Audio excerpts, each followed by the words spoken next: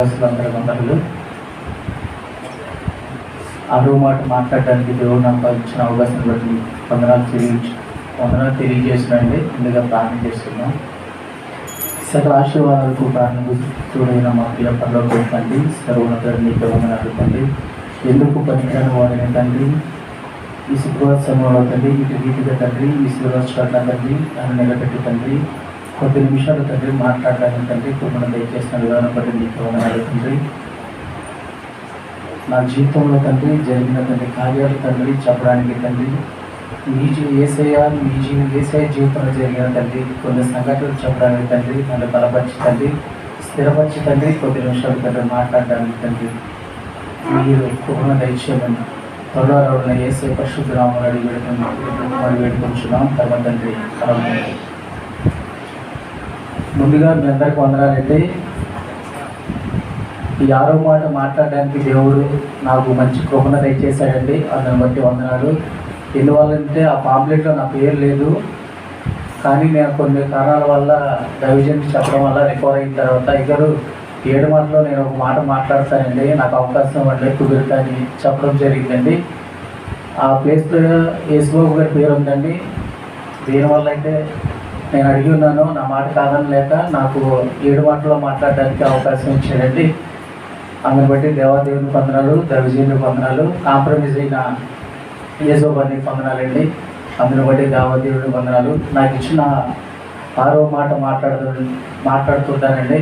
చాలా రోజుల తర్వాత మాట్లాడుతున్నాను, మీరే కంగారు పడద్దు, స్లోగా నిదానికి చెప్తానండి. దేవుడు నన్ను బలపరచుకోవాలని ప్రార్థించేయండి.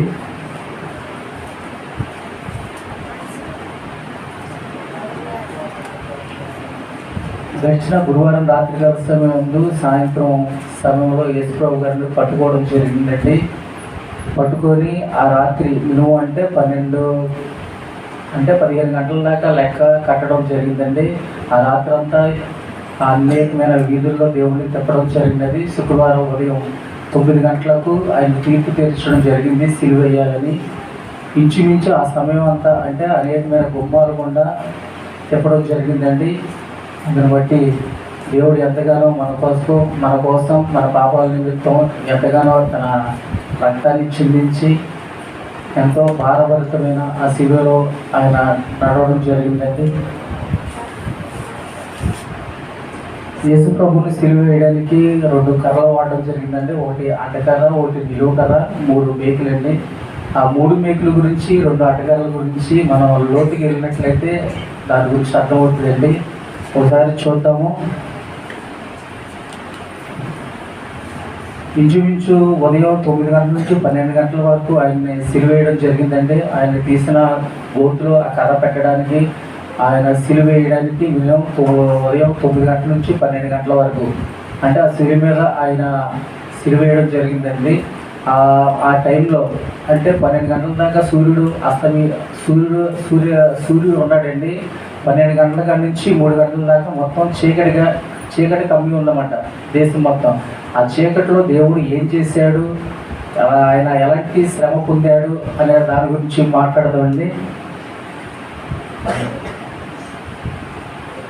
టైలస్ అనే ఒక చరిత్రకారుడు తన చరిత్ర గ్రంథంలో క్రీస్తు 83వ శకంలో ఆయన రాయడం జరిగింది. ఏమనంటే ఆ 3 గంటల సమయంలో దేవుడు ఎంతగా శ్రమ పొందాడు, దేని నిమిత్తం ఆయన ప్రార్థన చేశాడు, మనుషుల గురించి వాళ్ళు చేసిన పాపల నిమిత్తం రక్త ప్రోత్సాహం జరగకుండా ఏది జరగదు కాబట్టి ఆయన రక్తాన్ని ఎలా ప్రోత్సహించాడు, దేని మీద ఆయన విజయాన్ని అనుగ్రహించాడు అనే దేని గురించి చూద్దామండి.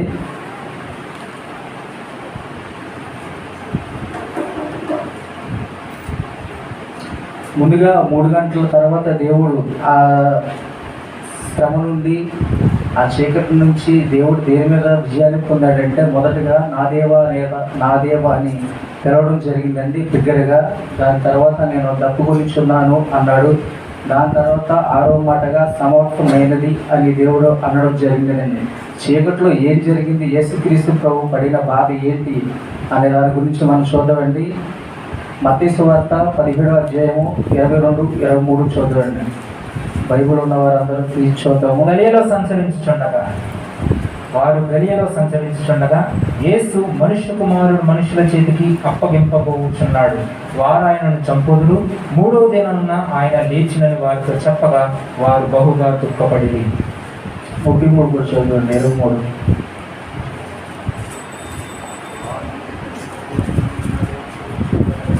సరేనండి, చూద్దాము. దేవుడు ముందుగా తెలియజేసిన రీతిగా మనుషుల చేత ఆయన అప్పగింపబడెను, తిరిగి మూడవ దినాన లేపబడినని లేఖనాలు నెరవేర్పు నిమిత్తం దేవుడు భూమి మీదకి వచ్చి ఉన్నాడు కాబట్టి తాను చేయాల్సిన పని ఇంకా మిగిలింది కాబట్టి దేవుడు మనుషుల చేతికి నేను అప్పగింపబడుతున్నాను, తిరిగి మూడో దినాన లేపబడుతున్నాను అనే మాట చెప్పడము మనకి రాసిబడిన అన్ని గ్రంథాల్లో ఏ గ్రంథంలో కూడా అలాగా లేదండి. ఋగ్వేదం కానీ, తాండవేదం కానీ, మహాభారతం కానీ ఇలా చాలా గ్రంథాల్లో కూడా మనుషులు జీవించారు కానీ తిరిగి లేస్తానన్న మాట ఎక్కడ రాయబడలేదు, ఎవరు కూడా చెప్పబడలేదు. ఎందుకంటే ఈ రోజుల్లో చాలామంది ఎలా ఉన్నారు, ఎలా జీవిస్తున్నారు అనేది ఒకప్పుడు 75 సంవత్సరాలు వస్తే కానీ వివాహం జరిగేదాంటండి. 75-30 సంవత్సరాలు వస్తే ఈరోజు కన్ను మూస్తే తెరిస్తే లేదా మరణిస్తామో అనే డౌట్లో చాలామంది బ్రతుకుతున్నారు. ఎందువల్ల ఏంటంటే అప్పుడు నాగరికతకి ఇప్పుడు నాగరికతకి చాలా వ్యత్యాసం వచ్చేసింది, తినే విషయంలో కానీ, ప్రార్థన చేయడం విషయంలో కానీ దేవాది దేవుడు పుట్టిన మొదలుకొని చనిపోయేంత వరకు అంటే 3.5 సంవత్సరాలు దేవుడు చెప్పిన ప్రతి మాటను తూచా తప్పకుండా ఆయన లేఖనాలు నెరవేర్పు కొరకు తన జీవితంలో నేను సిలువ వేయబడతాను అనే ఆ విషయాన్ని ముందుగానే దేవుడు గ్రహించాడు కాబట్టి దానికి ఏమాత్రము ఆయన తలవంచకుండా దేవుడు ఏదైతే చెప్పాడో దానిని తూచా తప్పకుండా తన జీవితంలో చేశాడు కాబట్టి ఈరోజు మన ముందు ఇలా కూర్చొని దేవుడు వాక్యాన్ని వింటున్నామండి. అదేవిధంగా దేవుడు ఆ రోజుల్లో ఏ కార్యాన్ని చేయకుండా ఉన్నట్లయితే మనం ఈరోజు ఇలా మాట్లాడేవాళ్ళు కాదు, దేవుడిని జ్ఞాపకం చేసుకునేవాళ్ళు కాదు.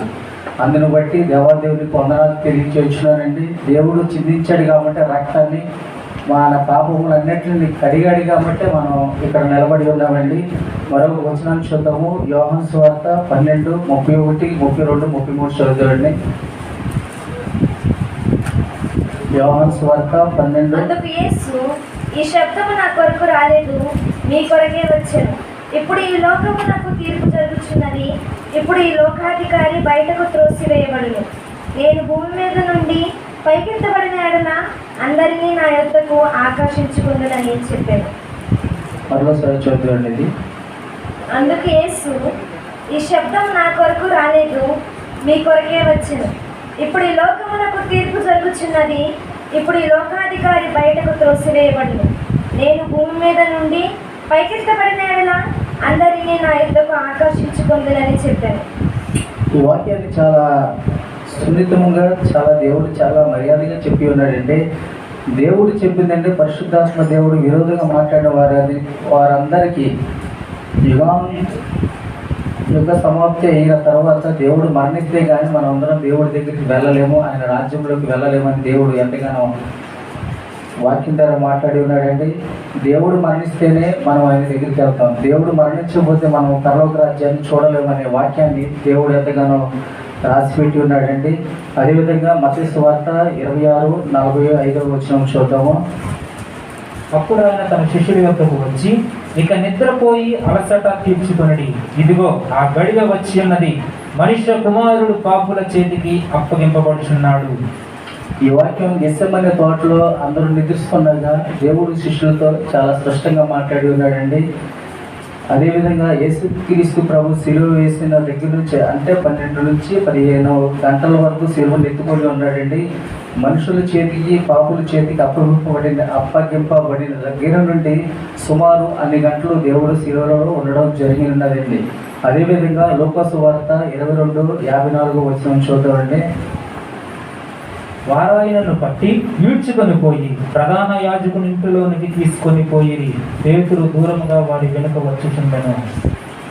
అదేవిధంగా మనం చూసినట్టయితేనండి, దేవుడు అప్పగింపబడిన తర్వాత దుర్మార్గుల చేతికి పాపుల చేతికని ఈ లోకంలో ఉన్న అధికారుల చేతికి దేవుడు అప్పగింపబడడం జరిగినదండి. ఇది కేవలము 9 గంటల నుంచి 12 గంటల సమయంలో జరిగినది. 12 గంటల నుంచి 3 గంటల సమయం వరకు దేవుడు చీకటి సంబంధులతో చీకటి సంబంధులతో పోరాటం చేయడం జరిగినదండి. మన పాపముల నుండి, మనుషుల పాపముల నుండి, అందరి పాపముల నిమిత్తం చీకటి శక్తులతో పోరాడి మనకు విజయాన్ని అనుగ్రహించి ఉన్నాడండి. మరొక వచనాన్ని చూద్దాము. కొలస్సీయులకు రాసిన పత్రిక 1:13 చూద్దామండి. ఆయన మనలను అంధకార సంబంధమైన అధికారంలో నుండి విడుదల చేసి తాను ప్రేమించిన తన కుమారుని యొక్క రాజ్య నివాసులుగా చేసెను. అదేవిధంగా దేవుడు మన రాజ్య నివాసులుగా ఉండాలంటే ముందుగా మనకన్నా ముందు ఒకరు వెళ్ళి ఆ రాజ్యాన్ని సిద్ధపరచాలి. ఆ రాజ్యంలోకి మనం అందరూ వెళ్ళాలంటే దేవుడు మరణించి మనందరినీ ఆయన రాజ్యంలో చేర్చబడి ఉన్నాడండి. అదేవిధంగా కొలస్సీయులకు రాసిన పత్రిక 2వ అధ్యాయము 13, 14, 15 వచనాలు చదువుతామండి. మరియు అపరాధముల వలనను శరీరమందు సున్నతి పొందక ఉండుట వలన మీరు మృతులై ఉండగా దేవుడు వ్రాతారూపకమైన ఆజ్ఞ వలన మన మీద రుణముగాను మనకు విరోధముగా నుండి పత్రములను మేకులతో సిలువ కొట్టి దాని మీద చేవ్రాతను తుడిచివేసి మనకు అడ్డము లేకుండా దానిని ఎత్తివేసి మన అపరాధములన్నిటినీ క్షమించి ఆయనతో కూడా మిమ్మల్ని జీవింపజేశాను. ఇది చూద్దామండి. ఫస్ట్లో ఒక అడ్డకర్ర, నిలువు కర్ర, 3 మేకులు ఉన్నాయి కదండి. ఆ సిలువు మీద దేవుడిని వేలాడి తీసినప్పుడు ఆయన రక్తంతో ప్రతి పాపాన్ని కడిగి ఉన్నాడు కాబట్టి దేవుడు మన పాపము నిమిత్తము ఆయన బలి అర్పించి ఉన్నాడండి. అందుని బట్టి దేవుడికి వందనాలు. ఆ పాపంలో, ఆ చీకట్లో దేవుడు మనకి తీర్పు తీర్చి ఉన్నాడండి. పాపానికి సాదృశ్యం, అదేవిధంగా తీర్పుకి సాదృశ్యంగా దేవుడు మరణించున్నాడండి. మనందరూ నిత్య జీవంలోకి వెళ్ళడానికి ఆయన మరణించడము జరిగి ఉన్నది. అదేవిధంగా యోహాను సువార్త 19:28 చూద్దామండి. 28, 29, 30. అటు తర్వాత సమస్తమును అప్పటికి సమాప్తమైనదని యేసు ఎరిగి లేఖనము నెరవేరినట్లు నేను దప్పిగా కొనుచున్నాను అనెను. చిలకతో నుండి ఒక పాత్ర అక్కడ పెట్టి ఉండేది కనుక వారు ఒక స్పంజి చిలకతో నింపి హిస్సోపు పొడుగుకు తగిలించి ఆయన నోటికి అందించిరి. యేసు ఆ చిలక పుచ్చుకొని సమాప్తమైనదని చెప్పి తల వంచి ఆత్మను అప్పగించెను. దేవుడు తన జీవితంలో చేసిన మరొక గొప్ప కార్యం ఏంటంటే, ఎవరైనా చనిపోయేటప్పుడు తల వంచి చాలా విషయాలు చెప్పడం జరుగుతుందండి. నేను అంత సంపాదించాను, ఇంత సంపాదించాను, నాకు అది కావాలి, ఇది కావాలి, నా మనవడికి మనవరాలకి చెప్తుంటారు. కానీ దేవుడు చనిపోయేటప్పుడు కూడా సమాప్తమైనది అని మన గురించి మన పాపముల నిమిత్తం ఆయన మన పాపముల మీద ఆయనకి విజయం పొందడానికి దేవుడు ఎంతగానో తన శరీరాన్ని అర్పించున్నారండి. అందుని బట్టి ప్రతి ఒక్కరు దేవుడిని జ్ఞాపకం చేసుకోవాలి. మనం చేసిన పాపముల నిమిత్తం ఆయన ఎంతగానో కలవరి శిలువలో తన ప్రాణాలు అర్పించున్నాడండి. కానీ మనకు మాత్రం ఏమీ తెలియదు. ఒక దెబ్బ తగిలితేనే రక్తం కారుతుందమ్మో అంత దెబ్బ తగిలిందా అంటాం. కానీ దేవుడు తన కలవరి శిలువలో తన రక్తాన్ని కారుచున్న కృతి ఎంతగానో దేవుడి దయ వల్ల, తండ్రి దయ వల్ల దేవుడు ఎంతగానో ఓర్చుకొని ఆ నొప్పిని భరించి మన కొరకు కలవరి శిలువలో ప్రాణాలు అర్పించున్నాడండి. అందుని బట్టి దేవుడికి కృతజ్ఞత స్తుతులు చెల్లిద్దామండి. అదేవిధంగా ఆ టైంలో అంటే అక్కడ ఆ భాషలో రాయబడిన నిమిత్తంగా కెటలోస్టాయ్ అనే ఒక పదం బాగా వాడబడడం జరుగుతుందన్నమాట. అంటే దాని ఎలా అంటే ఉదాహరణకి సమాప్తమైనది అనే పదానికి అది దగ్గరగా ఉంటుందన్నమాట. పాస్ట్ గారు ఏదన్నా విషయం చెప్తే యూత్ వాళ్ళందరూ ఎంతో కష్టపడి ఏదో కార్యక్రమం చేస్తూ ఉంటారు. చేసిన తర్వాత అయ్యగారి దగ్గరికి అందరూ వచ్చి అయ్యగారు అలాంటి పని అయిపోయిందండి అంటే కొంచెం కాలు ఎగరేసుకుంటారంటే కెటలోస్టాయ్ అంటే అవన్నీ పరిపూర్ణమైనదండి అని చెప్తూ ఉంటారు అన్నమాట. అదేవిధంగా ఒక యాజకుడు దగ్గరికి వెళ్ళి చెప్తే ఒక బలి పశువుని తీసుకెళ్ళి అయ్యా దీన్ని బలిద్దాం అనుకుంటే ఆయన క్షుణ్ణంగా దాన్ని పరిశీలన చేసి ఎక్కడ ఏ డాగు ఏ మచ్చ ఏమీ లేదండి, ఇది పరిపూర్ణంగా ఉంది, కెటలోస్టాయ్ అంటారన్నమాట. అదేవిధంగా ఒక రైటర్ కానీ ఒక పుస్తకం రాసే వ్యక్తి కానీ ఏదైనా ఒక పుస్తకాన్ని అంతా రాసిన తర్వాత లాస్ట్లో దాన్ని ఫినిష్డ్ అంటారు కదండి, దాన్ని సమాప్తమైనదని. అది చేసిన తర్వాత కూడా ఆయన అది చేసిన తర్వాత కెటలోస్టాయ్ అంటారన్నమాట. అంటే అక్కడ ఫినిష్ అయిపోయింది అని. అదేవిధంగా ఒక రైటర్ ఒక పెయింట్ అంతా వేసిన తర్వాత లాస్ట్లో ఆయన సిగ్నేచర్ చేస్తాడు లాస్ట్లో, ఇదంతా నేనే చేశాను అని. అప్పుడు ఆయన సంతకం పెట్టిన తర్వాత ఆయన అనిపిస్తున్నాడు పరిపూర్ణం అయిపోయింది, ఇది సమాప్తమైనదని. దేవుడు కూడా సిలువలో సమాప్తమైన పదాన్ని దేవుడు చెప్పడం చాలా కుటుంబాలకు, చాలా దేశాలకు ఎంతో ఆశీర్వదకరం. గుడ్ ఫ్రైడే అన్న విషయాన్ని ప్రపంచం మొత్తం సెలబ్రేషన్ చేస్తుందండి. ఏ దేవుడికి లేని ఘనత దేవుడికి ఉంది కాబట్టి ఈ గుడ్ ఫ్రైడే అన్న విషయాన్ని ప్రపంచం మొత్తం కొనియాడబడుతుంది. అందుని బట్టి దేవాదేవుడికి వందనాలు తెలియజేస్తున్నానండి. అదేవిధంగా ఈజ్ దే ఫినిష్డ్ అంటే ఇంగ్లీష్లో సరిగా రాదండి. ఆ ఫినిష్డ్ అనే పదాన్ని, సమాప్తమైనది అనే పదాన్ని దేవుడు చాలా విధాలుగా చెప్పడం జరిగింది. మన జీవితంలో కూడా ఏదన్నా కార్యం జరగాలన్నప్పుడు దేవుడిని ఎంతగానో ప్రార్థన చేస్తామన్నమాట. చేసి యేసయ్య పలానా కార్యం చేయాలనుకుంటున్నాను, నాకు తోడుగా ఉండండి, నా సహాయం చేయండి, ఆ కార్యక్రమం అంతా విజయవంతం అవ్వాలి తండ్రి అని ఎంతగానో మనం ప్రార్థన చేస్తామండి. దేవుడు మా జీవితాల్లో కూడా అనేకమైన కార్యాలు చేశాడు. ఈ కొద్ది మాటలు మాట్లాడడానికి దేవుడు కృపణ దయచేశాడండి. సమాప్తమైనదన్న దానికి శ్రమ పొందడం పూర్తయిందని దేవుడు చెప్పడం జరిగి ఉన్నదండి. తర్వాత ఏంటంటే సెలవులో వెల చెల్లించడం జరిగినది. అదేవిధంగా నీకు నాకు ప్రయాణంగా పూర్తి చేయడం జరిగింది. దేవుడు అనేకమైన కార్యాలు దేవుడు చేశాడు కాబట్టి మనం ఈ రీతిగా ఇక్కడ నిలబడి కొద్ది నిమిషాలు మాట్లాడుకోవడం జరిగిందండి. అందుని బట్టి దేవాదేవుని వందనాలు. అదేవిధంగా గడిచిన పునరుత్థాన గుడ్ ఫ్రైడేకి నేను గుడ్ ఫ్రైడే నుంచి చాలా బలహీనత కలిగి ఉన్నానండి. దేవుడు నేను కూడా చనిపోయి 3 రోజులు ఎలా లేచారో నేను కూడా 3 రోజులు లేచి నా భార్యని అడిగానంట, అమ్మ టిఫిన్ పెట్టు అని అడిగినప్పుడు కూడా నా తర్వాత చెప్తుంది నా భార్య, ఏమంటే మీరు అలా డ్యూటీ చదివి వచ్చారు, ఎలాగా పడుకున్నారు, 3 రోజులు లేచి నన్ను ఇలా అడిగారు అని. కానీ అప్పుడు నాకు అనిపించిందన్నమాట, దేవుడు చాలా గొప్పవాడు, ఉన్నతమైన వాడు, నేను ఏం చేసినా కానీ ప్రతి విషయంలో తోడుగా ఉన్నాడు. తర్వాత అంత బలహీనతలో కూడా సంఘం, దైవజనులు, ప్రసాద్ గారు చాలామంది సహాయం చేశారండి. ఈ వల్ల కేవలం జరిగిందంటే దేవుడి కృప, దేవుడి పరిచయంలో నేను వాడబడుతున్నాను కాబట్టి దేవుడు నా జీవితంలో ఒక నూతనమైన కార్యాన్ని చేశాడండి. ఈ గుడ్ ఫ్రైడే రోజున నేను మీ ముందు ఇలా నిలబడి కొద్ది నిమిషాలు మాట్లాడడానికి తప్పు ఒప్పు తెలియదు, కానీ రాత్రికాల సమయంలో నేను ఇంటి పని చేయడం వల్ల ఏమి చూడలేకపోయాను. రాత్రి కొద్ది నిమిషాలు చూశాను. దేవుడు చెప్పాలంటే గుండదు గడదన్నా కుక్కుంటుంది అన్నమాట. ఏం చేస్తామా, ఏం చెప్తామా, ఎలా ఉంటుంది పరిస్థితి అని. దేవుడు అలాంటి సమయాల్లో కూడా దేవుడి పరిచయంలో వాడబడాలని ఈ కొద్ది సమయాన్ని నాకు అనుగ్రహించాడంటే మీతో కొద్ది నిమిషాలు మాట్లాడి ఉన్నాను. మీకు అర్థమైనా అర్థం అవ్వకపోయినా కొంచెం ఎన్నందుకు దేవాదేవుని వందనాలు. వచ్చే సంవత్సరం దేవుడి సమయం ఇస్తే ఇంకా కొంచెం బలంగా చెప్తానండి. అందుని బట్టి దేవాదేవుని వందనాలు. ఈ సమయం ఇచ్చిన దైవజనునికి వందనాలండి. అదేవిధంగా ఈ మాటలు ఇక్కడితో సమాప్తమైనది. వందనాలండి.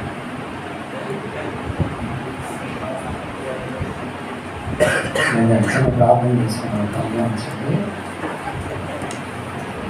అది సమాప్తమైనది అని ప్రభువు చెప్పిన మాట. తండ్రి ఈ లోకానికి ఆయన